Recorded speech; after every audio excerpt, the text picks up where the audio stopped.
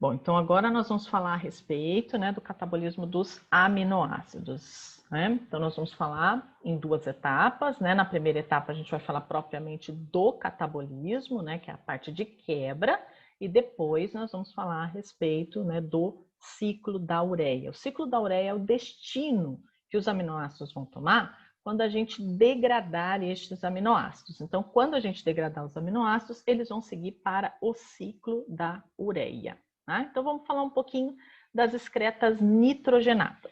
Então, nós vamos ter nos animais, né? Então, são chamados de animais amonotélicos. Eles são aqueles que vão excretar amônia. Por isso o nome, amonotélicos, que excretam a amônia. Nesse caso, nós temos a maioria dos invertebrados aquáticos. Por que os aquáticos? Porque a ureia, desculpem, a amônia, ela é uma estrutura muito tóxica. E por ela ser muito tóxica, porém extremamente solúvel, a gente não poderia reservar no organismo. E os animais terrestres, eles reservam por um tempo no organismo para depois eliminar. E os animais aquáticos podem fazer a eliminação à medida que é produzida. Tá? Então, por isso, os animais aquáticos, né, que são a maioria dos invertebrados aquáticos, e os peixes ósseos, né, que são os teleósteos, e os protocordatos, eles vão eliminando na própria água. Tá? Molécula muito solúvel, porém muito tóxica. Então, nessa condição de viver na água, é possível essa eliminação. Nós temos também os ureotélicos. Os ureotélicos são aqueles que vão eliminar na forma de ureia, é o nosso caso. Tá? Então, nós temos os peixes condríctes, que são os cartilaginosos, os anfíbios e os mamíferos, que vão fazer liberação na forma de ureia. Tá? Então, é sobre este ciclo, que mais tarde nós vamos falar sobre ele, que é a produção da ureia. Ela é uma molécula solúvel, menos tóxica do que a amônia. É claro que a ausência de toxicidade não tem, total, tá? Nós temos molécula que o poder tóxico dela é muito baixo, então a gente chama de não tóxico, que é o caso do ácido úrico, que é o próximo que a gente vai falar. A ureia ela é menos tóxica do que a amônia. Claro que em excesso ela vai se tornar tóxica, tá? Porém a gente consegue reservar durante um tempo, né? No caso dos animais terrestres, a gente vai precisar fazer essa reserva durante um tempo, até que a gente vá fazer a eliminação, né? No caso, urinar. E os oricotélicos, né, são aqueles que fazem a produção do ácido úrico. Ah, mamífero não faz produção de ácido úrico? Faz, a gente produz ácido úrico. Tá? A gente produz ácido úrico em um outro metabolismo, não em metabolismo de aminoácidos. A gente faz ácido úrico em metabolismo de bases nitrogenadas, tá? As bases púricas. Quando a gente degrada, produz o ácido úrico. Mas é numa concentração bem menor do que aquela que a gente faz de degradação de aminoácidos, que é muito mais intensa. E aí, na degradação de aminoácidos, a gente produz bastante ureia. Tá? Então, nós somos seres ureotélicos, produtores de ureia. Quem faz a produção de ácido úrico, né, como produto de metabolismo de aminoácidos, são os insetos, os répteis e as aves, e ela é uma molécula mais insolúvel, né, menos tóxica, mas mais insolúvel. Se a gente pensar, né, tanto répteis quanto aves, né? Vamos pensar nas aves. As aves, como voam, elas não podem ter muito peso, e por não poder ter muito peso, elas não vão acumular elementos com muita água, do tipo bexiga urinária, né, que nós temos nos mamíferos. Então, a liberação do ácido úrico acontece junto com as fezes, né? Então, uma excreta ali pelas fezes, né? Então, uma molécula mais insolúvel, mas isso é acomodado aí por essa condição. Tá? Então, essas são as maneiras, né, da gente fazer a excreção de produtos nitrogenados. Tá? Aqui somente para exemplificar, né? Então, nós temos aí proteínas gerando aminoácidos, ácidos nucleicos gerando bases nitrogenadas, né? Então, tanto esses elementos são elementos nitrogenados, né, quanto estes. Então, aminoácidos possuem nitrogênio na composição estrutural. Bases nitrogenadas, né, que compõem os nossos ácidos nucleicos, também tem nitrogênio na composição.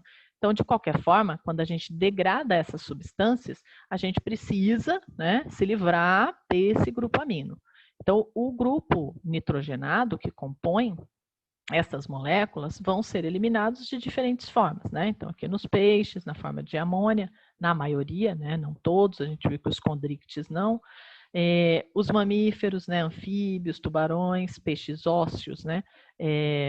Vão produzir, né? Ureia e as aves e os insetos, os répteis, gastrópodes terrestres, né? Produzem o ácido úrico. Hein? Aqui, então, nós temos a estrutura do aminoácido, que a gente já estudou, né? Então, nós temos aqui o carbono alfa, né? O grupo amino, o ácido carboxílico, o Hzinho, né? O hidrogênio, que compõe aqui com esse carbono alfa, e o grupo R. Esse grupo R, né? Que compõe a cadeia lateral, vai ser um grupo que vai ser diferente, né, em vários tipos de aminoácidos. Lembra?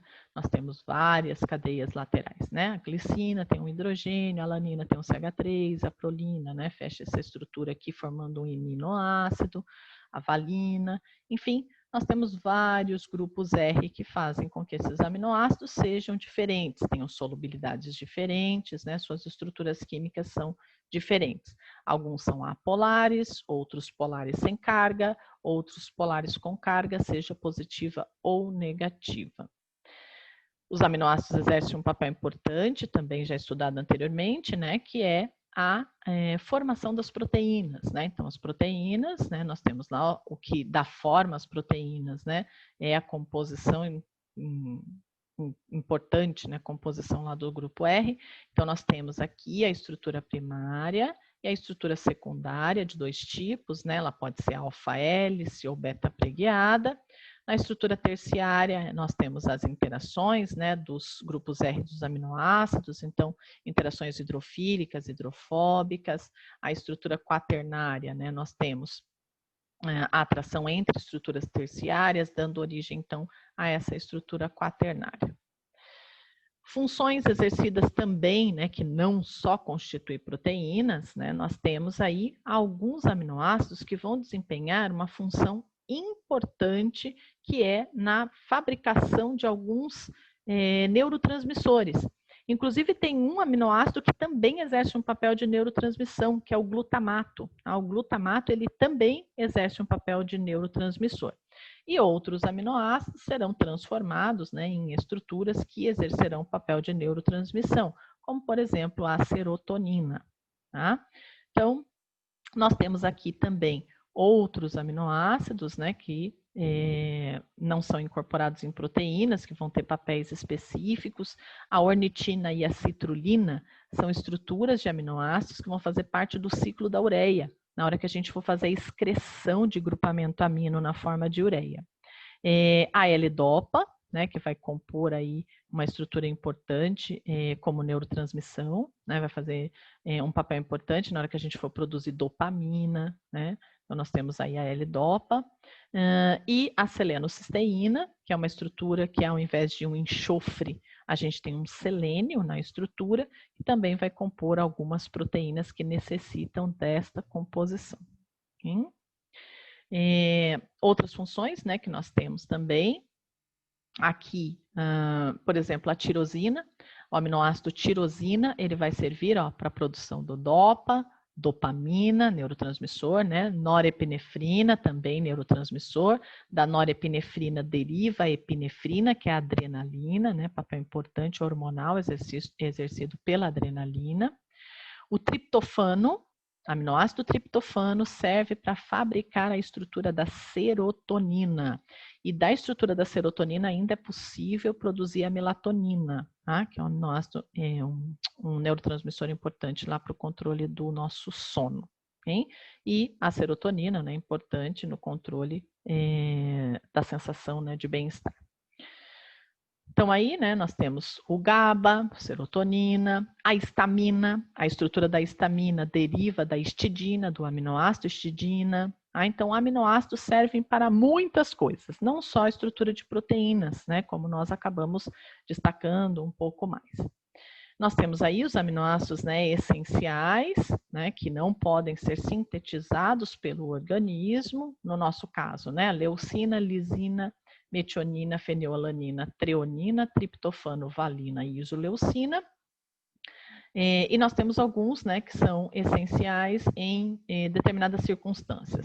A histidina essencial na infância e a arginina essencial em estados de convalescência, né, quando nós temos algum estado de doença que exija muito um estado mais hipercatabólico, né, ou seja, o organismo precisando fazer muita degradação em função daquele estado de doença, né, hipercatabólico, muito catabólico, de muita degradação, e a gente precisa repor depois estruturas que são perdidas, né? Então, em alguns estados, a arginina acaba precisando ser suplementada. E os não essenciais, né? Tirosina, alanina, aspartato, asparagina, cisteína, glutamato, glutamina, glicina, prolina e serina. Esses nós temos metabolismo de síntese. A gente consegue fazer biossíntese destes chamados de não essenciais. Hein? Quais são as origens, então, né, dos aminoácidos para o nosso sistema biológico? Então, nós temos a dieta, a biossíntese daqueles, né, os não essenciais que a gente consegue fabricar, e de reciclagem, ou seja, quando alguma proteína cumpre o seu tempo de vida, nós vamos degradar essa proteína, né, dentro da célula ali, em estruturas celulares, e os aminoácidos, produto dessa degradação, podem ser utilizados para recompor outras proteínas. A origem dos nossos aminoácidos, né? Então, a dieta é uma das origens, então nós vamos obter os aminoácidos a partir de alimentos, né? Nós vamos comer alimentos com proteínas, e aí nós vamos digerir e obter os aminoácidos, e aqueles que nós conseguimos fazer processo de biossíntese, né? Então, nós conseguimos construir, né? Então, essas são as maneiras, né, de obter os aminoácidos. Aí nós temos, então, né, proteínas da dieta e proteínas endógenas. Então, nós temos aí reposição, né, através da dieta. Por quê? Porque, claro que algumas estruturas de aminoácidos, ao longo do tempo, né, vão sofrendo danos na sua estrutura e, obviamente, precisam ser repostas, apesar da gente ter essa capacidade de fazer essa reciclagem, né? Então, as proteínas endógenas são aquelas que nós vamos ter síntese e degradação, né? Então, a partir aí de uns aminoácidos, né? E aí isso é contínuo. Então, nós vamos ter a partir dos aminoácidos. Quais os destinos que a gente pode dar para estes aminoácidos? Nós temos a síntese de compostos nitrogenados não proteicos, né? Então, por exemplo, se a gente precisar fazer a síntese de bases nitrogenadas, aonde que eu vou arrumar nitrogênio para construir base nitrogenada? Aminoácidos. Ele fornece. Porfirinas, né, que são estruturas que nós vamos ter lá no grupo M da hemoglobina, é uma estrutura de porfirina e nela tem nitrogênio. Como que eu vou conseguir nitrogênio para compor aquela estrutura? A partir de aminoácidos. Então, ele vai servir para compor muita síntese de compostos nitrogenados, né, que não necessariamente é uma estrutura de proteína, além de neurotransmissores, como nós vimos. E esses aminoácidos vão servir também, né, a gente já viu, para a síntese das proteínas endógenas, mas quando a gente não está precisando mais, ou seja, já produzi todas as proteínas que eu precisava, já, né, foram construídos compostos nitrogenados não proteicos, e aí eu ainda tenho aminoácido sobrando. Se eu ainda tenho aminoácido sobrando, que destino nós vamos dar para ele? Né? Então, nós vamos ter a degradação desse aminoácido, né? E nós vamos ter a liberação do grupo M, do grupo amino. Então, quando a gente faz a quebra da estrutura do aminoácido com finalidade de degradação propriamente, nós vamos liberar o grupo amino. Esse grupo amino vai virar um elemento tóxico. Nós vimos que a amônia, né, que seria o grupamento amino livre, é tóxico. Então, a gente vai precisar dar um jeito nesse grupamento amino, né? E aí a gente vai precisar mandar para algum lugar. Este lugar vai ser o ciclo da ureia. Tá? A gente vai conhecer num outro momento, mas é o ciclo da ureia. É por lá que a gente vai jogar fora grupos amino advindos da degradação de aminoácidos. Mas a gente tem o resto da estrutura do aminoácido, né? Então a gente tirou o grupamento amino, sobrou o resto da estrutura, né, que são compostos ali de carbono, né? Então nós temos ali o esqueleto carbônico que sobrou disso. O que eu faço com esse esqueleto carbônico que sobrou disso, né? A gente consegue dar alguns destinos. A gente consegue mandar para a síntese de ácidos graxos, porque a gente tem alguns que a gente vai fabricar acetil-CoA a partir dele. Então a pergunta é: Excesso de proteína pode engordar? Sim, pode, porque com excesso de acetil-CoA a gente consegue fazer ácidos graxos. Nós temos elementos aqui, né, desses esqueletos carbônicos. Nós vamos ver, vai virar uma coisa que se chama alfa-cetoácido. A partir dele, a gente também vai conduzir para a respiração celular. O que é isso? O ciclo do ácido cítrico. Então, tem elementos que são convertidos em intermediários do ciclo do ácido cítrico, e aí a gente vai jogar para esse ciclo. E nós temos também a síntese de glicogênio, né? Então, nós vamos também, com o excesso, né, de elementos, a gente consegue fabricar glicose, e dessa glicose, se a gente não estiver precisando manter glicemia, né, se não for, porque é claro que a manutenção da glicemia é prioritária, então a gente produz glicose. A glicemia está tendendo a cair, lógico que a gente vai manter glicemia. Ah, não, mas eu não estou precisando que a glicemia está mantida e está sobrando essa glicose que eu fabriquei aqui. Então, a gente guarda na forma de glicogênio.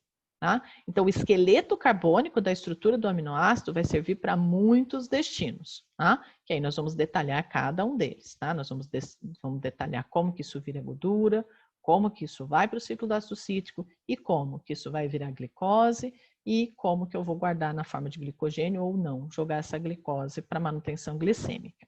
Tá? E aí nós temos os aminoácidos na dieta, né? Os aminoácidos que vêm na nossa dieta, eles vão ser degradados por enzimas que estão no estômago e no intestino, né? Então nós vamos ter etapas ali de digestão das proteínas, na verdade, né, para obter os aminoácidos que vêm na nossa dieta.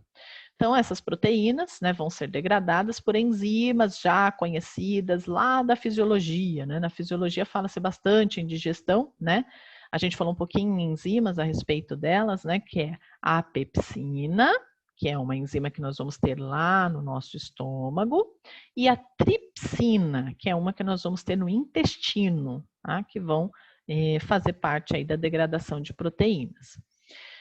Dentro da degradação de proteínas, essas enzimas são secretadas na forma de zimogênios. Lembra que nós falamos a respeito disso? O que são os zimogênios? São enzimas que são produzidas na sua forma inativa e que vão ser ativadas no momento em que serão necessárias. Então, no momento propriamente da digestão, né? Onde a gente começa a se alimentar, nós temos uma série de sinalizadores, né? À medida que a gente começa a mastigação, né? Começa a deglutir, nós temos sinalizadores que são liberados ali, que são hormônios, né? Gastrina, colecistoquinina, né? Então, esses hormônios vão sendo liberados e então, né? Vão sendo secretados, né? Ali, H+, produzindo suco pancreático, e a liberação das enzimas propriamente. Então, essas enzimas são liberadas na forma inativa, são clivadas para prevenir a autodigestão, né? Ou seja, a gente vai clivar e ativar a enzima na hora de usar, porque senão essas enzimas poderiam iniciar uma autodigestão da estrutura ali, seja do estômago ou do intestino. Essas enzimas existem de dois tipos. Existem as enzimas que são chamadas de endopeptidases, que são aquelas que vão quebrar a cadeia da proteína dentro da cadeia, tipo no meio, assim, ó, quebrando mesmo, no meio da cadeia. E nós temos algumas que são chamadas de exopeptidases. O que é isso? Elas vão quebrar a cadeia da ponta de fora para dentro. Então, elas vão vir quebrando de fora para dentro. Então, nós temos, nos dois extremos de uma estrutura de proteína, a gente tem um grupo amino que ficou lá na ponta, né, que não ligou com ninguém, e um grupo ácido carboxílico lá no final da cadeia proteica que também não fez ligação com ninguém, nas ligações lá peptídicas. Então, naquele pontinho aqui tem um aminozinho livre, nós vamos iniciar a quebra pelas exopeptidases, né, que vão vir quebrando de ligação peptídica em ligação peptídica. Então, nós temos as aminopeptidases, porque elas vão começar a partir do grupo amino livre as quebras. E existem no outro extremo as chamadas carboxipeptidases, porque elas vão quebrar também da mesma forma, de aminoácido em aminoácido, só que partindo da extremidade de ácido carboxílico, lá da outra pontinha da estrutura da proteína. Então, endopeptidases vão quebrando no meio, né, e elas quebram em pedaços maiores, e as e carboxipeptidases são as exopeptidases. Exo por quê? Porque elas partem de fora para dentro. Tá? Então, elas estão lá fora, na parte extrema da pontinha da molécula, e não por dentro, propriamente, da estrutura da molécula. Tá? Então, quem são essas? Nós temos as chamadas, né, as endopeptidases, as serinoproteases. Por que serinoprotease? Porque o grupo ativo dela, da estrutura da enzima, é feita pelo aminoácido serina. Por isso, serinoprotease. Tá? O sítio ativo da enzima tem a serina como elemento ali do sítio ativo. Quem são essas?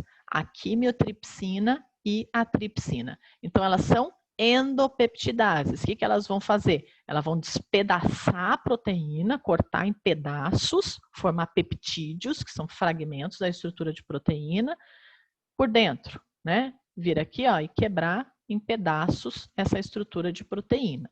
Tá? Outra endopeptidase que nós temos é a cisteínoprotease, que ela é encontrada nas frutas, que é a papaina. No mamão, por exemplo, a gente tem bastante papaina. Ela é chamada de cisteína, né, protease, porque ela tem cisteína no seu sítio ativo, ali como um aminoácido importante de sítio ativo. Nós temos a protease aspartica, que ela tem o ácido aspartico, o aspartato, como um elemento também importante no seu sítio ativo. É o caso da pepsina, da catepsina e da renina. A pepsina bastante conhecida nossa, né? E nós temos também as metaloproteinases, que tem algum tipo de metal na sua composição para fazer a quebra também de proteínas. Então, essas são as endopeptidases, né? Estruturas de enzimas que vão quebrar proteínas ali entre o meio da cadeia.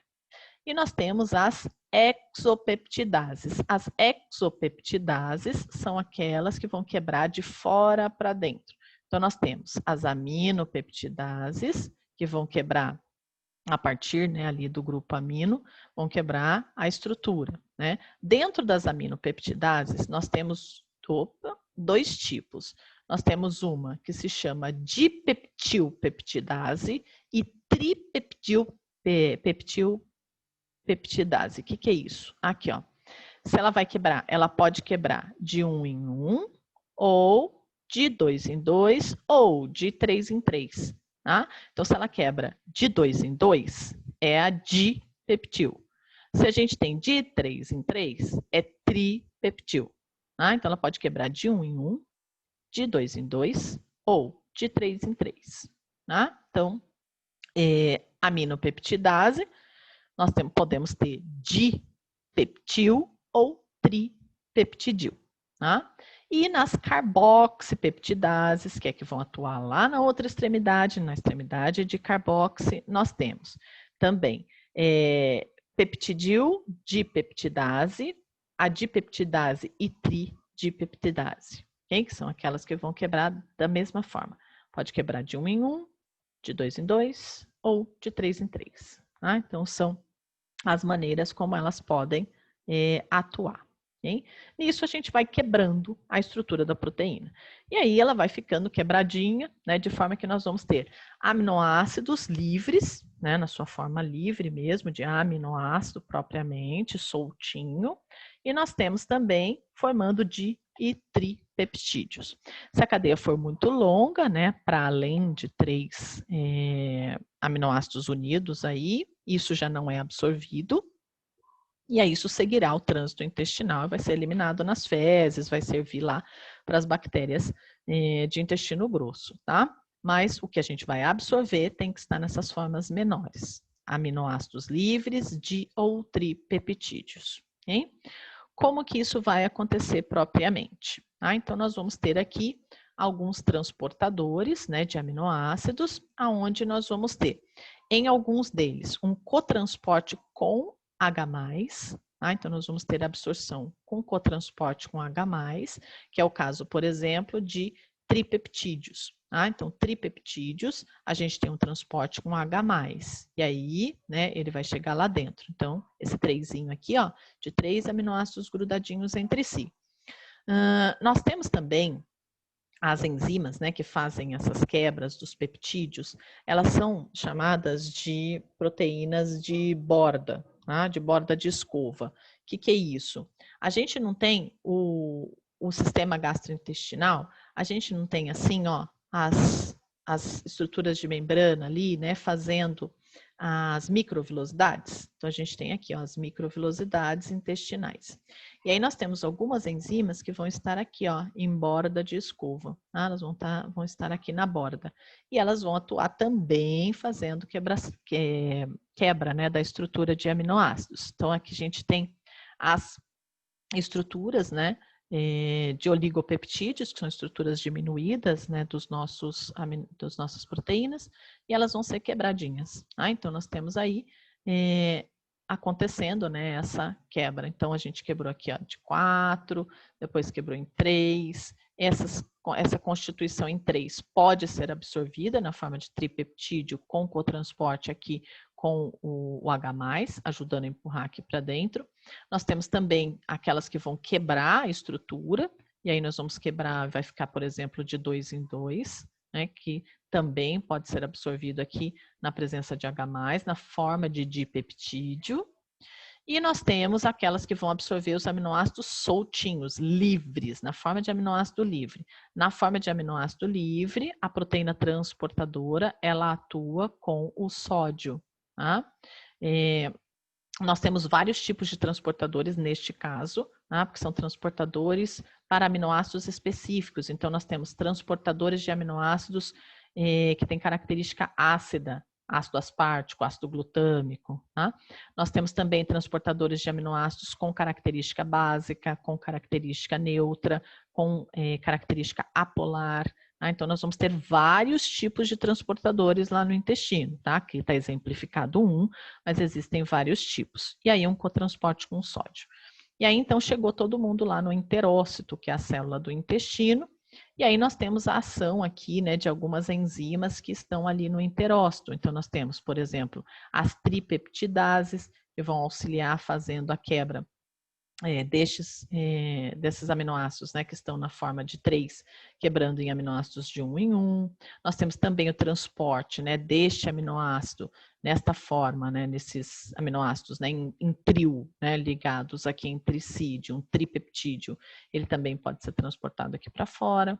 Nós temos também, né, os que estão ligadinhos de 2 em 2, né? Nós podemos ter ação de dipeptidase que quebra em aminoácido livre, e aí eles são transportados, ou como também ele pode seguir nesta forma. E aqui os aminoácidos que estão livres já sendo transportados. Todos estes transportadores que vocês estão vendo aqui, tá, são transportadores que têm especificidade, tá, para aminoácidos polares, apolares, com carga, sem carga. Tá? Então, também são elementos aí importantes. E para que vai servir todos esses aminoácidos que nós vamos utilizar? Né? Esses aminoácidos, eles serão utilizados tanto para, né? Então, chegando aqui, proteína da dieta. Eles vão primeiro seguir, né? Quando eles são absorvidos, né? Aqui, né? Por onde que eles saem, né? Quem está passando é uma veia que chama-se veia porta-hepática. Tá? Ela vai passar aqui pelo intestino e seguir para o fígado. Então, quem recebe em primeira mão os aminoácidos é o fígado. Tá? Então, o fígado vai receber e aí o fígado, então, vai seguir, né, para alguns destinos com estes aminoácidos, tá? Então, eles vão fazer compostos, né, essenciais contendo nitrogênio, né, biossíntese de compostos nitrogenados, o excedente, né, de aminoácidos que nós temos, né, eles podem ser convertidos em glicose, guardados na forma de glicogênio, seguir para a formação de triglicerídeo, que vai seguir para o tecido adiposo, e nós vamos fazer também a produção de proteínas importantes. O fígado faz produção de proteínas extremamente importantes, como proteínas de coagulação, albumina, né, que é a proteína transportadora do sangue. Então, ele tem bastante função que nós vamos ter no sangue, né, desempenhado por proteínas, é sintetizada pelo próprio fígado, ou ele vai mandar, né, aminoácidos também para que seja distribuído para as outras células. Tá? Então, isso considerando um estado alimentado, né, pós-dieta. Acabamos de comer, né, e é isso que nós temos aí, né? Então, os aminoácidos liberados da digestão vão pela veia porta-hepática para o fígado, onde são utilizados para síntese de proteínas ou liberados no sangue, né, para ser convertido em proteínas em outros tecidos, e o excesso é convertido em glicose, que pode ser armazenado na forma de glicogênio, ou se eu tiver um estado onde a glicose esteja baixa, porque eu estou fazendo uma dieta hiperproteica, porém com baixo carboidrato, né, e essa glicose vai precisar ser utilizada, então ela segue para o sangue, ou se não, se eu não estiver precisando de glicose no sangue, eu guardo essa glicose na forma de glicogênio. Ah, o estoque de glicogênio já está ok. O que eu faço com isso? Vamos produzir, então, triglicerídeo. Então, vamos guardar na forma de gordura. Tá? Então, tecido adiposo. Todos estes processos, como que eu produzo glicose? Como que eu produzo triglicerídeo? Né? O que eu vou fazer com isso aqui? A gente vai ver em discussão específica, tá? Então, a gente já vai discutir isso num outro momento, tá?